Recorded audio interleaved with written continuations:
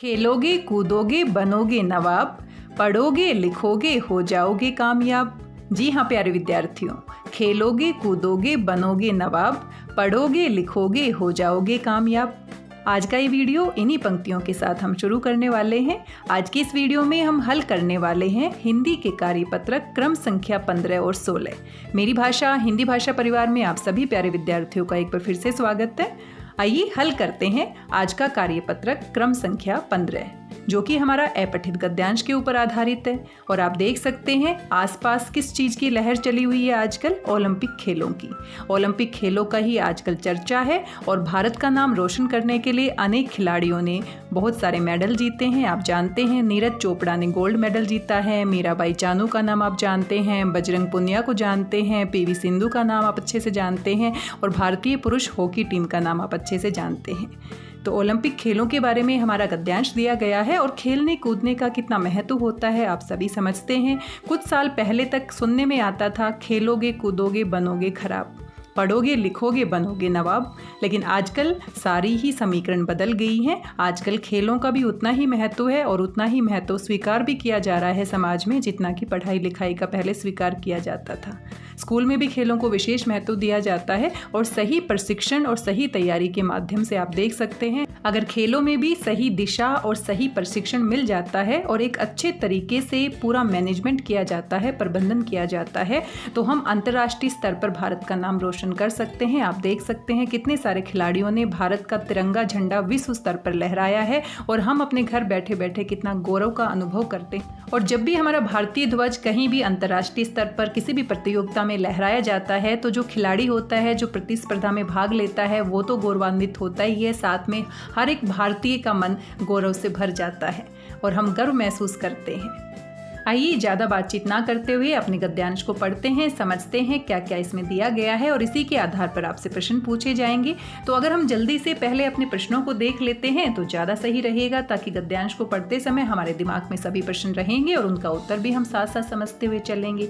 सबसे पहला प्रश्न आपसे पूछा गया है, पहला ओलंपिक खेल कब और कहाँ आयोजित हुआ था। अगर गद्यांश को आप नहीं भी पढ़ते हैं तो भी इसका उत्तर दे सकते हैं, क्योंकि जीके का क्वेश्चन है और आप अच्छे से जानते हैं। ओलंपिक खेल नियमित रूप से कितने समय के अंतराल पर आयोजित किए जाते हैं। बड़ा ही आसान सा प्रश्न है, बिना गद्यांश के आप इसका उत्तर दे सकते हैं।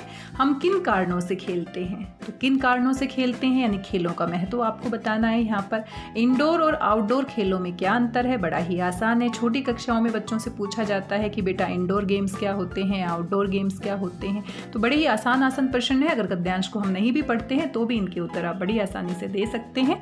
पांचवा हमारा प्रश्न है, खेल हमारे लिए बहुत ही लाभदायक है, कुछ प्रमुख लाभों को लिखिए। तो खेलों के क्या फायदे होते हैं, क्या लाभ होते हैं, उनके बारे में हमें लिखना है।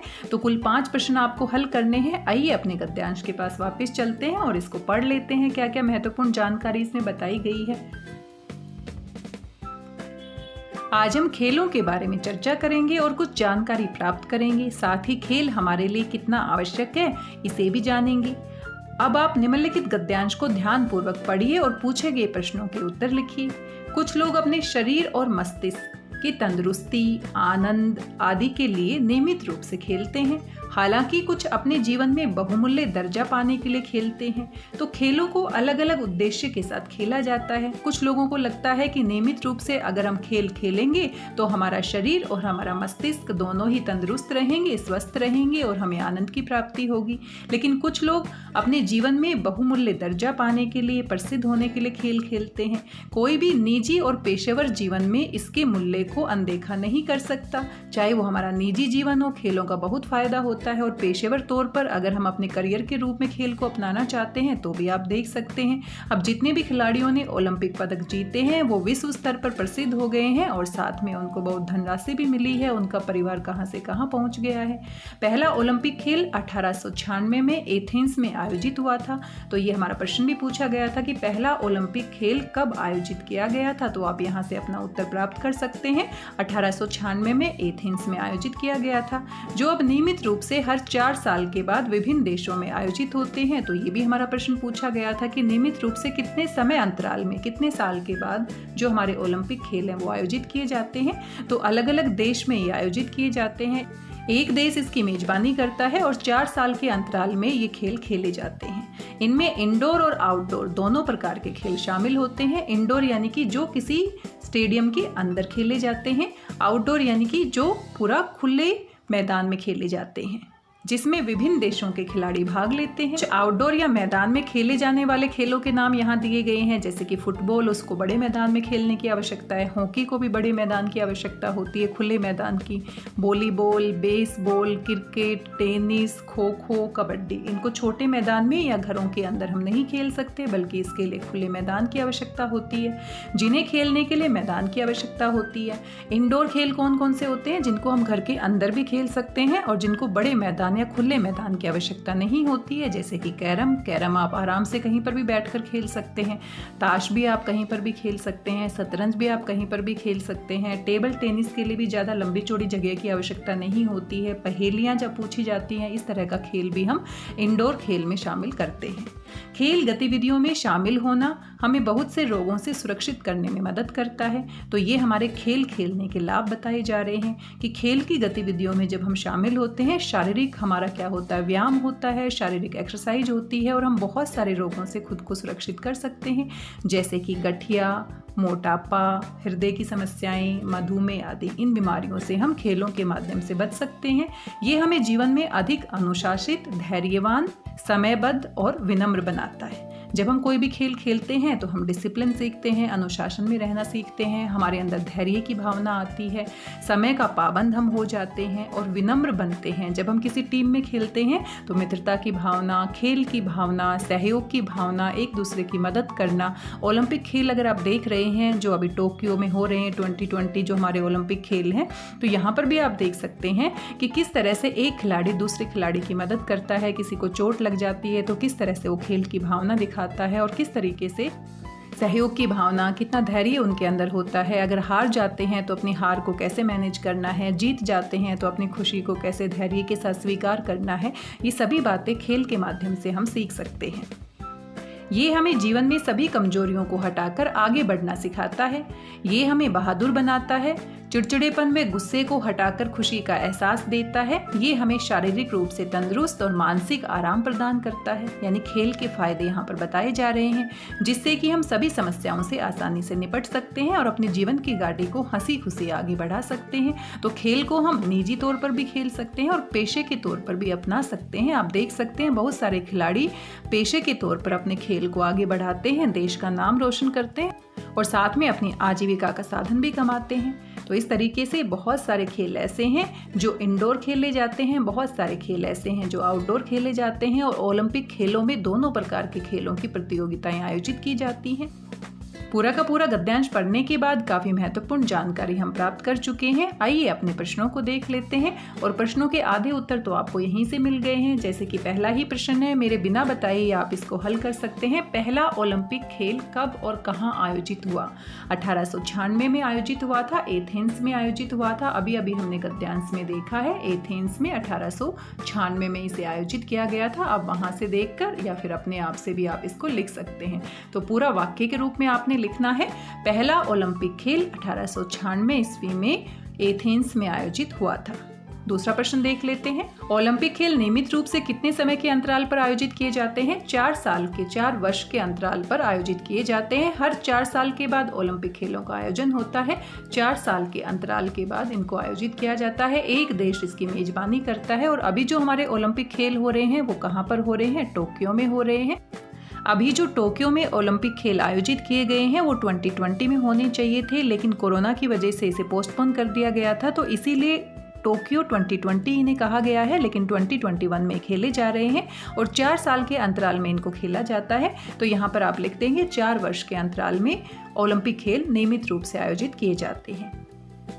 इस बार के ओलंपिक खेलों की मेजबानी जापान देश कर रहा है। जापान की राजधानी टोक्यो है। अगले 4 साल के बाद जो ओलंपिक खेल होने वाले हैं वो किसी और देश की मेजबानी के अंतर्गत होंगे और इसकी घोषणा पहले ही कर दी जाती है। आइए अगला प्रश्न देख लेते हैं, हम किन कारणों से खेलते हैं? तो कारणों के तौर पर हमने देखा गद्यांश में कि हम निजी तौर पर भी खेलते हैं, अपने आप को स्वस्थ रखने के लिए, अपने आप को तंदुरुस्त रखने के लिए, बीमारियों से बचाने के लिए, जीवन में आनंद का संचार करने के लिए, और पेशेवर तौर पर भी खेलते हैं। खेलते हैं? तो दो मुख्य रूप से कारण है, निजी तौर पर स्वस्थ रहने के लिए और पेशे के तौर पर यानी कि अपनी आजीविका कमाने के लिए। जैसे हम पढ़ाई करने के बाद नौकरी प्राप्त करते हैं, वैसे ही खेलों के माध्यम से भी खेलों को पेशे के रूप में बहुत सारे खिलाड़ी इसको खेलते हैं और अपने जीवन का लक्ष्य मानते हैं। हम किन कारणों से खेलते हैं? निजी फायदे के लिए भी खेलते हैं और पेशे के तौर पर भी इन्हें खेलते हैं। इंडोर और आउटडोर खेलों में क्या अंतर है? तो इंडोर जो अंदर खेले जाते हैं यानी कि जो छोटे मैदान में खेले जाते हैं, जिनके लिए खुले या बड़े मैदान की आवश्यकता नहीं होती है।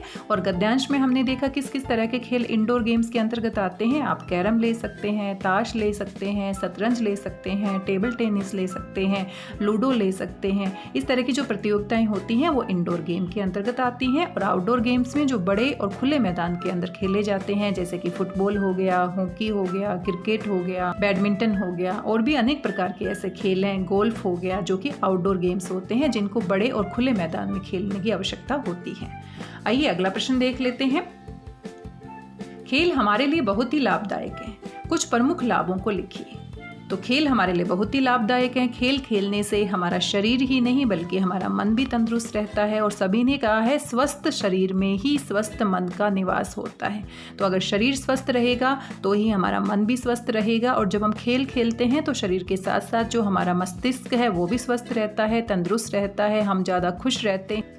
खेल हमारे शरीर और मन मस्तिष्क का समुचित विकास करते हैं। खेलने से शरीर पुष्ट होता है, मांसपेशियां मजबूत बनती है, शरीर में समुचित विकास होता है, शरीर की सभी इंद्रियां सक्रिय रूप से काम करने लगती हैं, रक्त संचार बढ़ जाता है।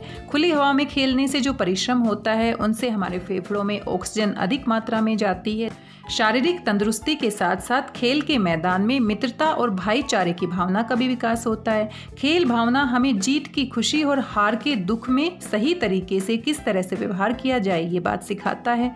यही समरसता जीवन में भी आवश्यक होती है। इसी प्रकार की समरसता और धैर्य की आवश्यकता हमें अपने जीवन में भी होती है कि किस प्रकार से सुख और दुख में समान रूप से धैर्य के साथ हम व्यवहार करते हैं। ये भावनाएं खेल के माध्यम से बड़ी आसानी से सीखी जा सकती हैं। खेल हमें अनुशासित बनाते हैं, संगठित बनाते हैं, पारस्परिक सहयोग की भावना सिखाते हैं, साहस, विश्वास, आज्ञाकारिता, सहानुभूति, समरसता, धैर्य, इन गुणों का विकास खेल के माध्यम से बड़ी आसानी से हो जाता है। ये सभी खेल खेलने के फायदे हैं। शरीर तो चुस्त दुरुस्त रहता ही है, हमारा मन भी प्रसन्न रहता है। जब इतने सारे फायदे खेल खेलने के हैं तो क्यों ना हम सभी को कोई ना कोई खेल अवश्य खेलना चाहिए। किसी ना किसी खेल में हमारी रुचि अवश्य होनी चाहिए। और आज के इस भागदौड़ भरे जीवन में तो खेलों का महत्व और बढ़ जाता है। कितना तनाव हम महसूस करते हैं, पढ़ने लिखने का कितना प्रेशर होता है बच्चों के ऊपर, लेकिन थोड़ा सा खेल खेलने के माध्यम से हम इस तनाव को कम कर सकते हैं। जीवन की भागदौड़ में थोड़ा सा समय निकालकर हमें कोई ना कोई खेल अवश्य खेलना चाहिए। तो इस प्रकार से खेल हमारे लिए बहुत ही लाभदायक है। कुछ प्रमुख लाभों के बारे में आपने यहाँ पर लिखना है। कोविड-19 के संदर्भ में उचित व्यवहार संबंधी आपको निर्देश दिए गए हैं। कोविड-19 के विरुद्ध लड़ाई में सुरक्षित रहने के लिए मास्क पहनना है, साथ में नियमित रूप से अपने हाथों को पानी और साबुन से धोना है और बिना किसी खास कार्य के घर से बाहर नहीं जाना है। ये लड़ाई अभी पूरी नहीं जीती है हमने, तो इसीलिए सभी को धैर्य के साथ एक दूसरे का साथ देना है, सभी नियमों का अच्छे से पालन करना है। आज के इस कार्यपत्रक में बस इतना ही है। आइए दूसरा कार्यपत्रक भी साथ साथ देख लेते हैं, कार्यपत्रक 16, और ये आपको मिलने वाला है बुधवार को। आइए देखते हैं इसमें किस तरह के प्रश्न दिए गए हैं। यहाँ पर आप देख सकते हैं कार्यपत्रक 16 दिया गया है जो कि आपको 11 अगस्त को मिलने वाला है। और ये हमारी पाठ्य पुस्तक क्षितिज भाग 2 के पाठ नेताजी का चश्मा से लिया गया है। जिस प्रकार से अपठित गद्यांश और अपठित पद्यांश से 5-5 अंक के आपको प्रश्न पूछे जाएंगे, जो आपका पहला पेपर होने वाला है। पहले सेमेस्टर में नवंबर-दिसंबर में आपकी परीक्षाएं होंगी। बहुवैकल्पिक प्रश्न पूछे जाएंगे, मल्टीपल चॉइस क्वेश्चन पूछे जाएंगे। हमारी पाठ्य पुस्तक क्षितिज भाग 2 से एक आपका पठित गद्यांश आने वाला है और एक आपका पठित पद्यांश आने वाला है। एक आपका पठित जो गद्यांश आएगा वो आपका कितने अंक के लिए आने वाला है? 5 अंक के लिए आने वाला है। बहुवैकल्पिक प्रश्न पूछे जाएंगे। और इसी प्रकार से एक आपका पठित पद्यांश आने वाला है, काव्यांश आने वाला है, कविता की पंक्तियां यानी कि, और वहां से भी आपको 5 अंक के प्रश्न पूछे जाएंगे। तो ये दोनों ही पाठ जो आपके हैं, कविता के जो 2 पाठ हैं, सूरदास के पद, राम लक्ष्मण परशुराम संवाद, और जो आपकी पाठ्य पुस्तक के गद्य खंड के जो 2 पाठ हैं, एक तो आपका नेताजी का चश्मा है और एक बाल गोविंद भगत है। तो चारों पाठ बहुत अच्छे से आपने पढ़ने हैं, ताकि कोई भी अगर गद्यांश या पद्यांश यहाँ से पूछा जाता है तो कोई भी प्रश्न वहाँ पर आप आसानी से हल कर सकते हैं। अगर पठित गद्यांश और पद्यांश से कोई भी प्रश्न पूछा जाता है तो बड़ी आसानी से आप हल कर सकते हैं। यानी कि जो आपका पठित पद्यांश और गद्यांश है उससे कुल कितने अंक के प्रश्न पूछे जाएंगे? 10 अंक के प्रश्न पूछे जाएंगे। और ये हमारा नेताजी का चश्मा पाठ से लिया गया है। इसके लेखक है स्वयं प्रकाश जी। बहुत ही अच्छा पाठ है, आपने जरूर पढ़ लिया होगा। कक्षा में हम इसे अच्छे से पढ़ चुके हैं, इसके अभ्यास के प्रश्न उत्तर भी कर चुके हैं। आइए देखते हैं आज क्या पूछा गया है यहाँ से। सबसे पहले इसको हम पढ़ लेते हैं, समझ लेते हैं क्या क्या यहाँ पर दिया गया है। और एक सच्ची देशभक्ति की मिसाल यहाँ पर कायम की गई है, आप देख सकते हैं। पाठ में हमने देखा कैप्टन चश्मे वाला एक सच्ची देशभक्ति की मिसाल प्रस्तुत करता है। किस तरीके से एक लंगड़ा व्यक्ति, एक कमजोर सा बूढ़ा सा व्यक्ति जो कि एक फेरी वाला है, चश्मे बेचने का काम करता है, लेकिन नेताजी सुभाष चंद्र बोस की मूर्ति पर बिना चश्मे के वो मूर्ति नहीं देख सकता। और किस तरीके से जब तक वो जीवित रहता है मूर्ति पर हमेशा चश्मा बदलता रहता है। ये सारी कहानी आप पढ़ चुके होंगे। आइए पहले देखते हैं क्या दिया गया है यहाँ पर। प्यारे बच्चों, आज हम भारतीय स्वतंत्रता संग्राम के इतिहास में प्रसिद्ध तुम मुझे खून दो मैं तुम्हें आजादी दूंगा बहुत ही प्रसिद्ध नारा है और आप अच्छे से जानते हैं ये नारा किसने दिया है? महान क्रांतिकारी श्री सुभाष चंद्र बोस जी ने ये नारा दिया है। के बारे में वर्णित पाठ नेताजी का चश्मा पर बात करेंगे। जैसा कि आपको पता ही है इस पाठ के लेखक प्रसिद्ध कहानीकार स्वयं प्रकाश जी हैं। तो इनके लेखक के बारे में आप नाम याद रखेंगे यहाँ पर, स्वयं प्रकाश जी। क्या आपको नहीं लगता कि नेताजी के बारे में बात हो उससे पहले लेखक स्वयं प्रकाश जी के बारे में जान लेना चाहिए कि जो ये लेखक है इन्होंने इतना अच्छा पाठ लिखा है, तो इनके बारे में कुछ महत्वपूर्ण बातें हम जान लेते हैं। हिंदी समकालीन साहित्य में महत्वपूर्ण स्थान रखने वाले साहित्यकार स्वयं प्रकाश जी का जन्म सन 1947 में इंदौर मध्य प्रदेश में हुआ था। आप यहाँ देख सकते हैं शुद्ध हिंदी में यहाँ पर अंकों को लिखा गया है, क्योंकि हमें आदत नहीं है, हमें शुद्ध हिंदी में जो संख्या होती है उसको लिखने की और पढ़ने की आदत नहीं होती है। लेकिन ये क्या लिखा गया है? 1947 लिखा गया है। 1947 में स्वयं प्रकाश जी का जन्म हुआ है और 1947 में ही हमारा भारत देश आज़ाद हुआ है। उनका बचपन राजस्थान में बीता। मैकेनिकल इंजीनियरिंग में पढ़ाई करके एक औद्योगिक प्रतिष्ठान में नौकरी की। तो आप कह सकते हैं मैकेनिकल इंजीनियरिंग उन्होंने की है, तो ऐसा नहीं है कि वो हिंदी से ही जुड़े हुए थे या हिंदी के ही विद्यार्थी थे। सेवानिवृत्ति के बाद, सेवानिवृत्ति क्या होता है? रिटायरमेंट लेने के बाद, सेवानिवृत्ति के बाद वे भोपाल में रहते हैं और वसुधा पत्रिका के संपादन से जुड़े हुए हैं। यानी कि वो भोपाल में रहते हैं फिलहाल और वसुधा पत्रिका के संपादन से जुड़े हुए हैं। उनके 13 कहानी संग्रह प्रकाशित हुए हैं, जिनमें प्रमुख हैं, अब ये कहानी संग्रह जो प्रकाशित हुए हैं, जो रचनाएं हैं उनके नाम आप याद रख सकते हैं, प्रश्न के रूप में आपसे पूछे जाएंगे। आएंगे अच्छे दिन, आदमी जात का आदमी, सूरज कब निकलेगा, संधान, बीच में विनय, ईंधन उनके चर्चित उपन्यास है। उन्हें पहल सम्मान, कौन कौन से सम्मान मिले हैं? पहल सम्मान, बनमाली सम्मान, राजस्थान साहित्य अकादमी पुरस्कार से सम्मानित किया जा चुका है। इनकी भाषा आम बोलचाल की खड़ी हिंदी है। आम बोलचाल की भाषा का प्रयोग उन्होंने अपनी रचनाओं में किया है। इन्होंने तत्सम, तद्भव एवं देशज शब्दों के साथ आगत शब्दों का भी प्रयोग किया है। आगत शब्द क्या होते हैं? जो दूसरी भाषाओं से लिए जाते हैं। तो ये उनकी रचनाओं में भाषा शैली जो प्रयोग की गई है उनके बारे में बताया गया है। ये सारी जानकारी स्वयं प्रकाश जी के बारे में बताई गई है। आइए आगे देख लेते हैं क्या बताया गया है। आगे आप देख सकते हैं ये हमारा गद्यांश है जो कि हमने पाठ में पढ़ा है। कुछ पंक्तियां यहाँ पर दी गई है। हालदार साहब को हर 15वें दिन कंपनी के काम के सिलसिले में उस कस्बे से गुजरना पड़ता था। तो हालदार साहब क्या करते थे? हर 15 दिन में कंपनी के काम से एक कस्बे से गुजरते थे और कस्बे से गुजरते थे तो वो क्या क्या देखते थे, कस्बे में क्या क्या हो रहा है, यही बातें यहाँ पर बताई गई है। तो यहाँ पर इस बात को आप याद रखेंगे कि हर 15 दिन वो कंपनी के काम के सिलसिले में कस्बे से गुजरते थे। क्यों गुजरते थे? कंपनी के काम के सिलसिले में। कस्बा बहुत बड़ा नहीं था, जिसे पक्का मकान कहा जा सके वैसे कुछ ही मकान, और जिसे बाजार कहा जा सके वैसा एक ही बाजार था। तो कुछ मकान पक्के थे, कुछ कच्चे थे और एक बाजार था वहाँ पर। कस्बे में एक लड़कों का स्कूल था और एक लड़कियों का स्कूल था। तो लड़कों का स्कूल और लड़कियों का स्कूल अलग अलग था, आप देख सकते हैं। एक सीमेंट का छोटा सा कारखाना भी था। 2 ओपन एयर सिनेमा घर भी थे मनोरंजन के लिए। एक ठो नगर पालिका भी थी और एक नगर पालिका भी बनी हुई थी। नगर पालिका थी तो वह कुछ कुछ करती भी रहती थी। कभी कोई सड़क पक्की करवा दी, कभी कुछ पेशाव घर बनवा दिए, कभी कबूतरों की छतरी बनवा दी। तो यहाँ पर नगर पालिका के कामों को गिनवाया जा रहा है, आप इनको याद रख सकते हैं। सड़क पक्की करवाना किसका काम होता है? नगर पालिका का। पेशाव घर बनवाना, सार्वजनिक तौर पर शौचालय बनवाना नगर पालिका करवाती है। कबूतरों की छतरी बनवा दी, इस तरह के काम नगर पालिका करवाती थी। और कभी कभी कवि सम्मेलन करवा दिया करती थी। इसी नगरपालिका के कुछ उत्साही बोर्ड या प्रशासनिक अधिकारी ने एक बार शहर के मुख्य बाजार के मुख्य चौराहे पर नेताजी सुभाष चंद्र बोस की एक संगमरमर की प्रतिमा लगवा दी। तो ये प्रतिमा किसने लगवाई थी? कुछ उत्साही बोर्ड या प्रशासनिक अधिकारियों ने, जो नगरपालिका के थे, उन्होंने ये मूर्ति लगवाई थी। ये कहानी उसी प्रतिमा के बारे में है, बल्कि उसके भी एक छोटे से हिस्से के बारे में है। तो जैसे ही हम नेताजी का चश्मा पाठ पढ़ते हैं तो सबसे शुरुआत में ही ये पंक्तियां आती हैं। पाठ की शुरुआत इन पंक्तियों से होती है।